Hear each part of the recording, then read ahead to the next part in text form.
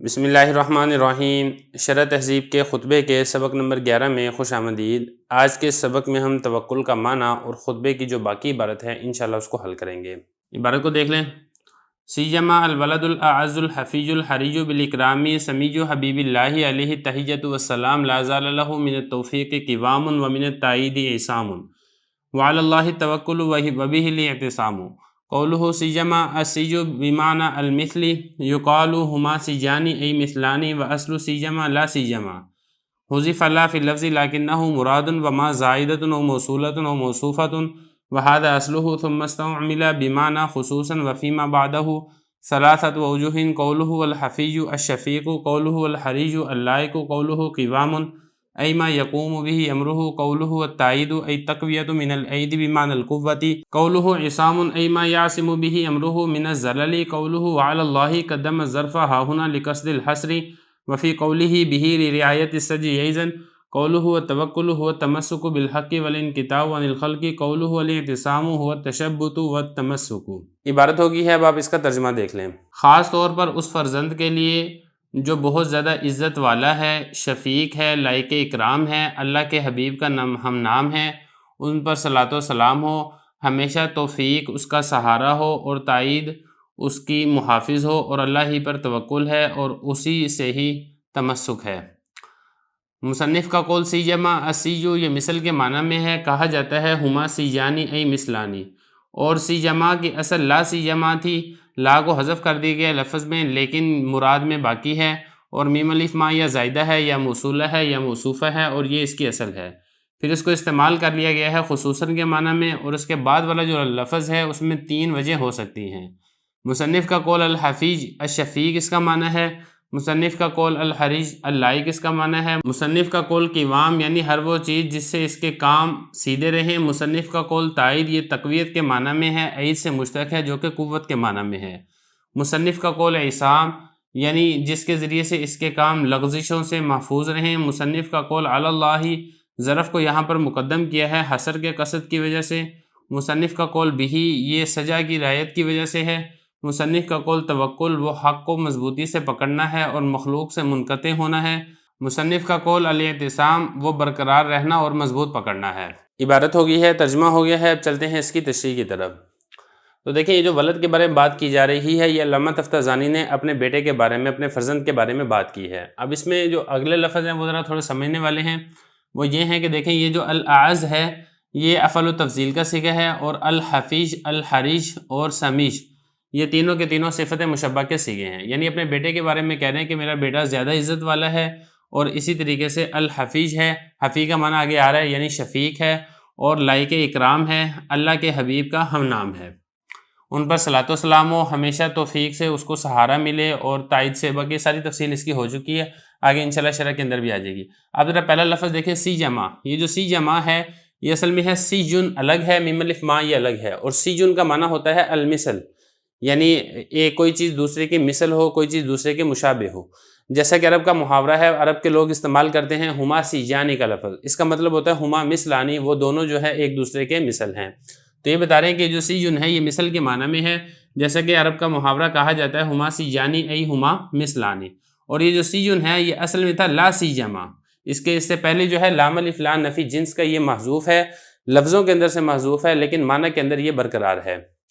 تو دیکھیں یہ فرما رہے کہ جو سی جمع ہے یہ اصل میں کیا تھا، لا سی جمع تھا، لام الف لا کو لفظوں سے حذف کر دیا گیا ہے لیکن معنی کے اندر یہ مرادن یہ باقی ہے اور یہ برقرار ہے۔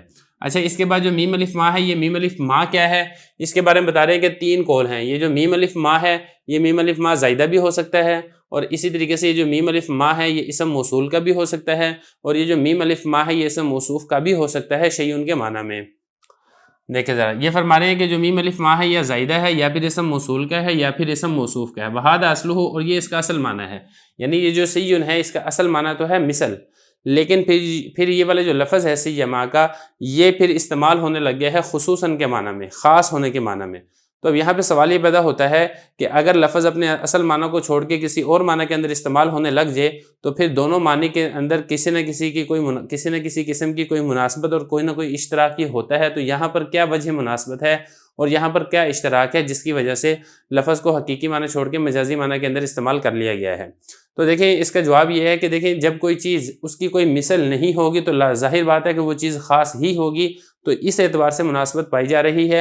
اور لا مثلا پھر یہ معنی میں ہوگا، یعنی خاص ہونے کے معنی میں ہوگا، خصوصاً کے معنی میں ہوگا۔ تو یہ بتا رہے ہیں ثم استعمل بمعنی خصوصا، پھر یہ جو لا سیما کا جو لفظ ہے اس کو خصوصاً کے معنی کے اندر استعمال کر لیا گیا ہے، کیونکہ جب کوئی لفظ ایسا ہے جس کی کوئی مثل ہی نہیں ہے تو ظاہر ہے کہ وہ لفظ خاص ہی ہوگا، وہ لفظ عام نہیں ہو سکتا ہے۔ وفیما بعدہ ثلاثۃ وجوہ، اور جو اس کے بعد ہے اس کے اوپر 3 وجہ ہیں، یعنی اب یہ دیکھیں سیما کے بعد جو اگلا لفظ ہے وہ ہے ولد، تو بتا رہے ہیں کہ ولد کے اوپر آپ 3 اعراب پڑھ سکتے ہیں۔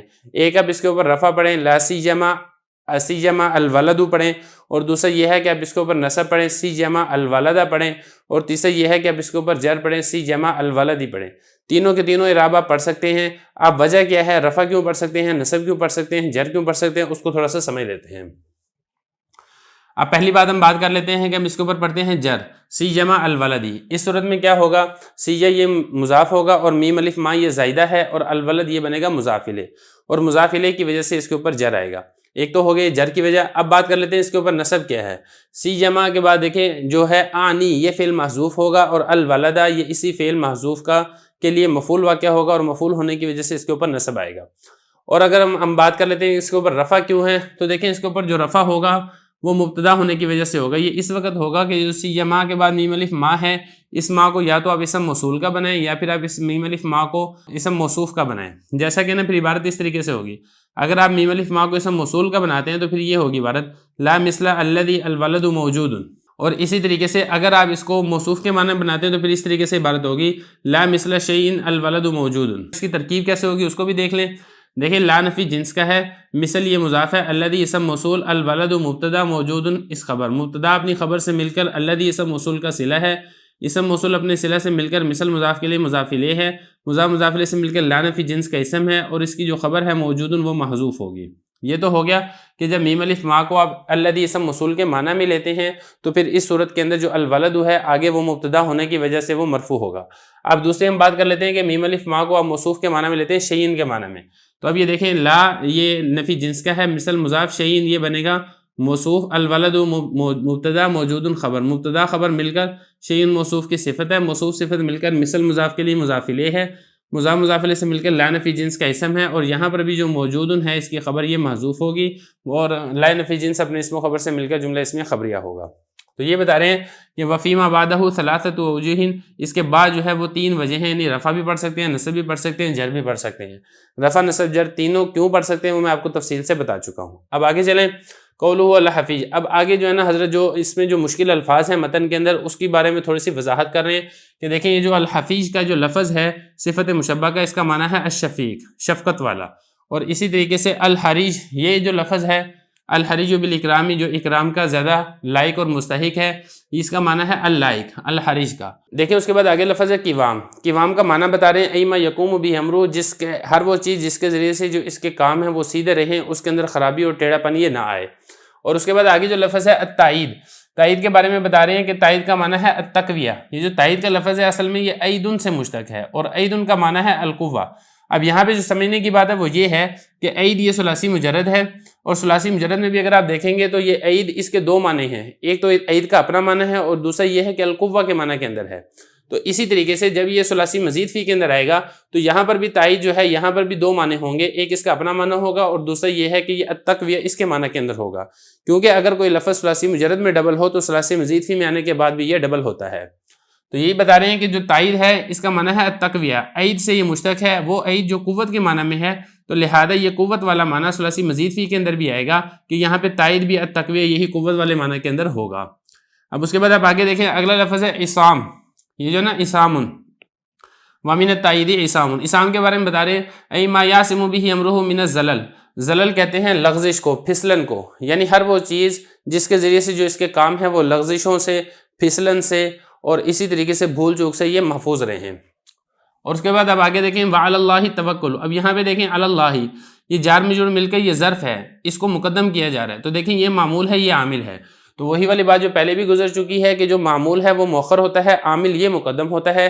لیکن یہاں پہ معمول کو مقدم کیا جا رہا ہے، عامل کو مؤخر کیا جا رہا ہے. کیوں؟ کیونکہ حصر پیدا کرنے کے لیے کہ اللہ ہی کی ذات ایسی ہے جس کے ذریعے جس پر بھروسہ کیا جا سکتا ہے، جس پر توکل کیا جا سکتا ہے. اللہ کے علاوہ اور کوئی ذات ایسی نہیں ہے جس پر بھروسہ اور توکل کیا جا سکتا ہے. تو یہ بتا رہے ہیں کہ جو علی اللہ ہی ہے، یہاں پر ظرف کو مقدم کیا ہے. کیوں؟ لقصد الحصر، حصر کے ارادے کی وجہ سے یہاں پہ جو ظرف ہے علی اللہ جار مجرور جو کہ معمول ہے توکل کا، اس کو ہم نے یہاں پہ مقدم کر دیا ہے. وفی قولہ بہ لرعایت السجع ایضا. اگلا مسئلہ دیکھیں، یہاں پر جو ہے نا بہ، اس کو مقدم کیوں کیا ہے؟ حصر کی وجہ سے مقدم کیا نہیں، تو بتا رہے ہیں کہ یہاں پہ سجا بندی کی وجہ سے اس کو مقدم کیا ہے. اب دیکھیں یہاں پہ بات کر لیتے ہیں کہ سجا کہتے کسے ہیں. دیکھیں سجا کا لغوی معنی ہے مکفہ کلام، اور سجا کا اصطلاحی معنی ہے کہ آخری کلمہ میں لاحق کو سابق کے مطابق کر دینا. اب یہاں پہ اگر آپ غور کریں گے تو دیکھیں یہاں پہ جو ظرف ہے یہ مقدم ہے، اور اسی طریقے سے یہ مؤخر ہے. تو یہ معمول مقدم ہے، عامل مؤخر ہے. تو یہاں پر بھی ہم نے سجا کی رعایت کرتے ہوئے کہ جو معمول تھا اس کو ہم نے مقدم کر دیا، اور جو عامل تھا اس کو ہم نے مؤخر کر دیا. تو اسی کو کہتے ہیں کہ کلمے کے آخر میں جو لاحق ہے، لاحق کہتے ہیں جو آخر سے مل رہا ہو. تو یہ لاحق کا لفظ ہے الاعتصام، اس کو سابق کے مطابق کر دینا. اور سابق یہاں پر کیا ہے؟ یہ والا جملہ ہے علی اللہ یتوکل. تو یہ بتا رہے ہیں کہ جو بہ ہے اس میں سجا کی رعایت کی گئی ہے. اب آگے توکل کا معنی بتا رہے ہیں کہ توکل کا معنی یہ ہے کہ حق کو مضبوط پکڑنا، والانقطاع عن الخلق کی، اور تمام تر جو امیدیں ہیں وہ مخلوق سے ہٹا کر اللہ تعالیٰ کے ساتھ جوڑ لینا، اس کو کہا جاتا ہے توکل. اس کے بعد آپ آگے دیکھیں الاعتصام. الاعتصام کا معنی بتا رہے ہیں وہ تشبث، برقرار رہنا، و تمسک، اور مضبوط پکڑنا. مطلب یہ ہے کہ اللہ تعالیٰ ہی کو مضبوط پکڑا جائے، اللہ تعالیٰ ہی پر بھروسہ کیا جائے، اور اللہ تعالیٰ ہی سے اپنے تمام تر کاموں پر مدد و نصرت یہ طلب کی جائے. تو یہاں تک الحمدللہ ہمارا تہذیب اور شرح تہذیب کا جو خطبہ ہے اور اس کی جو تشریح ہے وہ مکمل ہو چکی ہے. اب اس کے بعد جو اصل کتاب ہے وہ انشاءاللہ ہم اگلے باب کے اندر شروع کریں گے.